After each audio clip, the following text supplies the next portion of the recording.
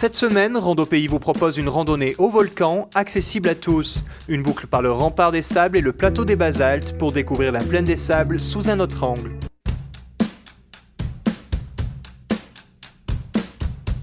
À 2350 mètres d'altitude, avec une vue exceptionnelle sur la plaine des sables, le pas des sables est la porte d'entrée du volcan taillé dans le rempart des sables.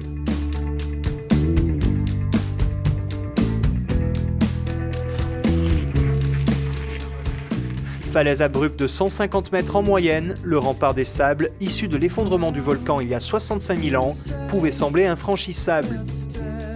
Mais ce petit cratère, le Piton Germeuil, a provoqué de nombreuses coulées depuis cet effondrement, et ce sont sur ces coulées aux pentes plus douces que des travaux ont été réalisés à la fin des années 60 pour que la route forestière puisse rejoindre le pas de Bellecombe.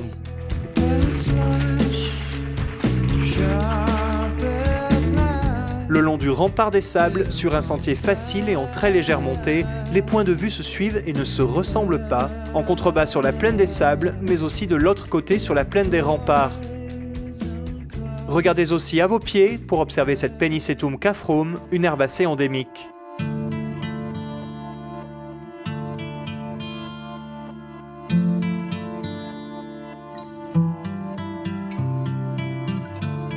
Quand le sentier surplombe le plateau des basaltes, puis que s'amorce une petite descente, ce sont les retrouvailles avec le GR2 au niveau de l'oratoire Sainte-Thérèse.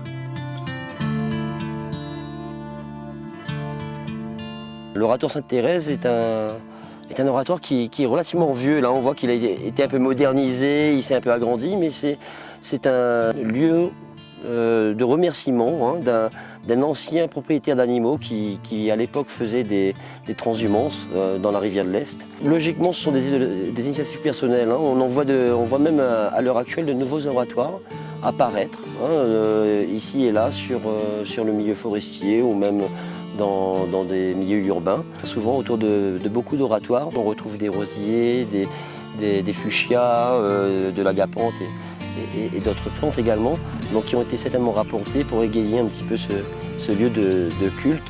Malheureusement, ces plantes, elles deviennent un peu sauvages aussi après, et puis vont continuer à progresser dans le milieu et à envahir certains espaces forestiers. En direction du plateau des basaltes, ce passage à flanc de falaise permet d'observer la savane du Rhon et le fond de la rivière de l'Est, 500 mètres en contrebas, vertigineux.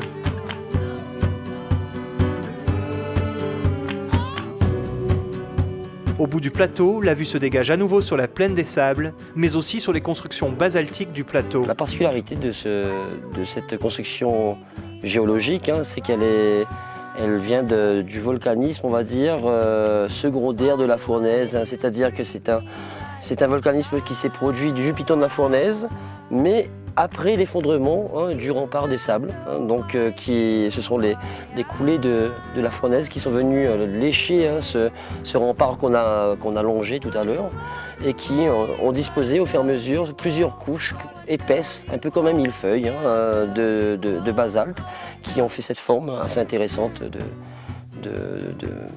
géologique. Sur une centaine de mètres de dénivelé, la descente vers la plaine des sables, faite de petits lacets, ne présente pas de difficultés. On peut y croiser cette espèce de criquet endémique, le Gastrimargus immaculatus, qui se nourrit de l'herbacée croisée un peu plus haut.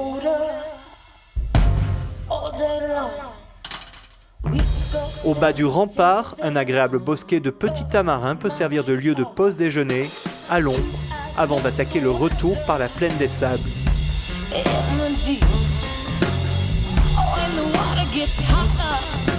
La plaine des sables, c'est toujours un spectacle époustouflant.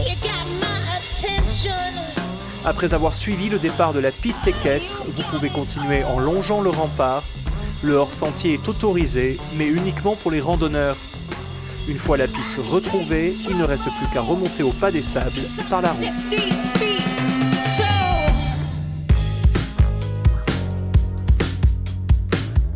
Ce que j'aime sur cette randonnée, c'est que c'est une randonnée déjà, on va dire, tout public, familiale, qu'on peut faire très rapidement ou à son rythme en profitant du paysage. Ce sentier est un sentier également historique qui a certainement été emprunté par les grands découvreurs du volcan. On parle de Commerson, de Bory. À l'origine, avant la construction de la route forcément passer par là, qu'on vienne de la plaine des Palmistes, de la plaine des Cafres, qu'on passe par le GR ou par le sentier normal. Jusqu'à il y a 30 ans, 35 ans de ça, c'était l'entrée principale du volcan. Puis il n'y a pas beaucoup de choses que j'aime pas sur cette randonnée, hein. Honnêtement, on retrouve toujours les mauvais usages, hein, on va dire, de la forêt. On a ramassé quelques petits déchets ce matin. On voit également ici que certaines personnes ont fait un petit feu. Mais dans l'ensemble, c'est une randonnée qui est très agréable.